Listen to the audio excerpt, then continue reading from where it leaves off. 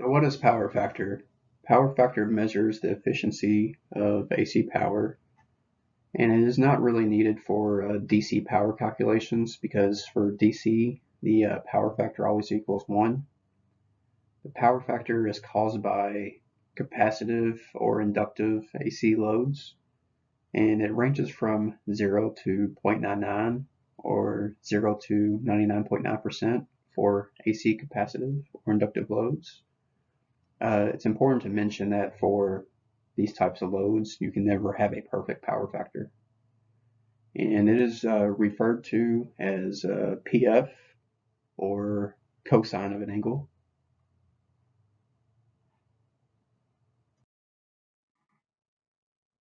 So what is an inductive load? An inductive load can be thought of as is a circuit that has any kind of device with a coil of wire. So you can think of inductors used in passive audio crossovers, electric motors, or voice coils.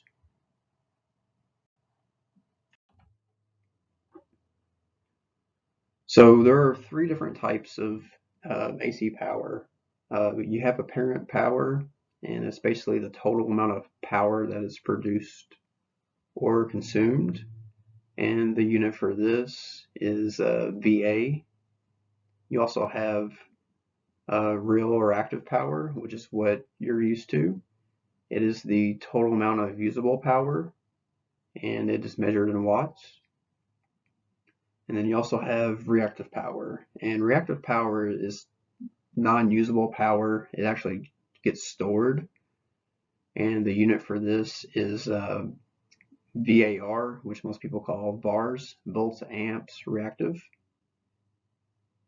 And it is stored power either due to inductance or capacitance.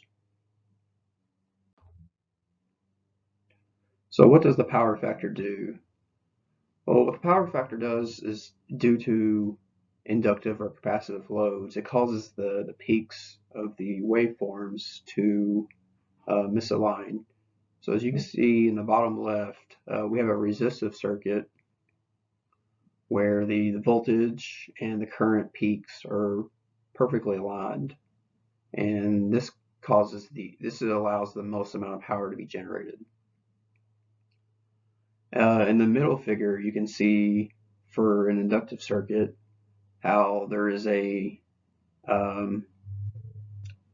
the voltage and the current are no longer aligned anymore. There's an angle between them, and this actually lowers the overall power.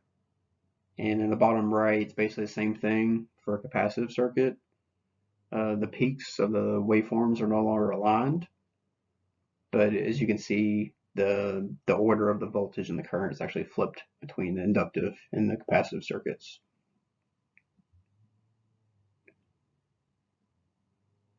So the angle between the voltage and the current peaks helps to determine the power factor.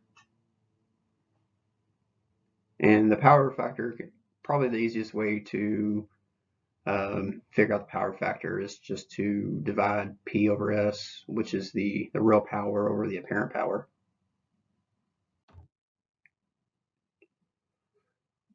So the power triangle can be used to calculate a lot of this.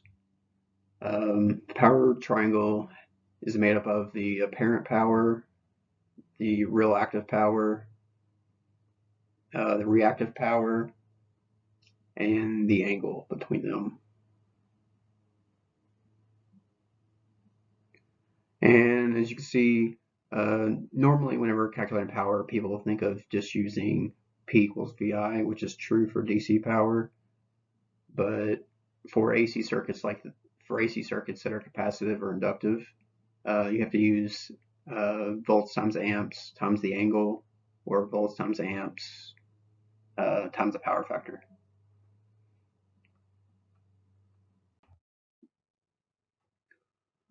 So here's an example that makes it a little bit easier to understand. So the picture in the top is a perfect power factor with 1,000 watts.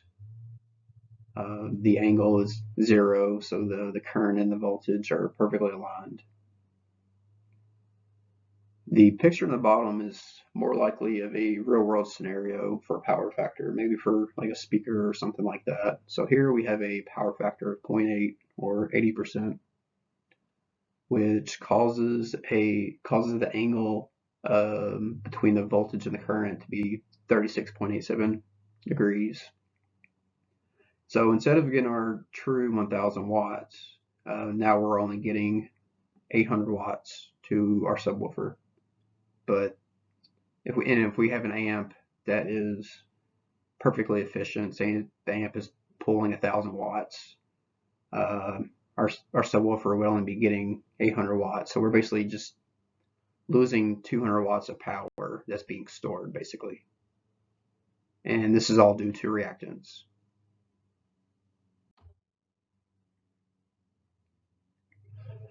So for resistance versus impedance, well, resistance is used for DC power. It's found by dividing the voltage and the current. For AC power, it's quite a bit more complicated. So for AC power, we use impedance. And impedance is not just resistance, it's also resistance plus reactance. And this reactance is what people often refer to when they use the term impedance rise. So for an inductive load, you can see that we have to add additional terms into the impedance.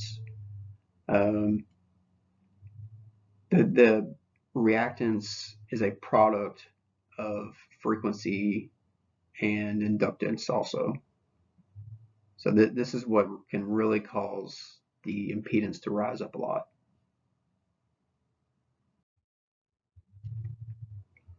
So what are applications of power factor? Well, obviously car audio. If not, we wouldn't be talking about this. This also affects electric motors. It can affect the energy efficiency of a factory.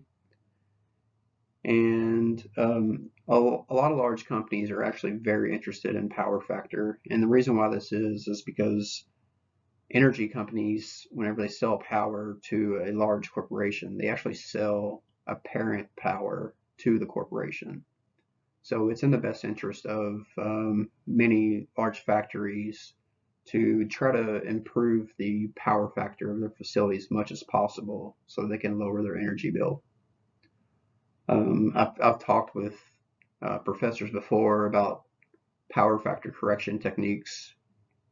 There's a large company local here in Louisville that was working with our electric company on installing power factor correction devices.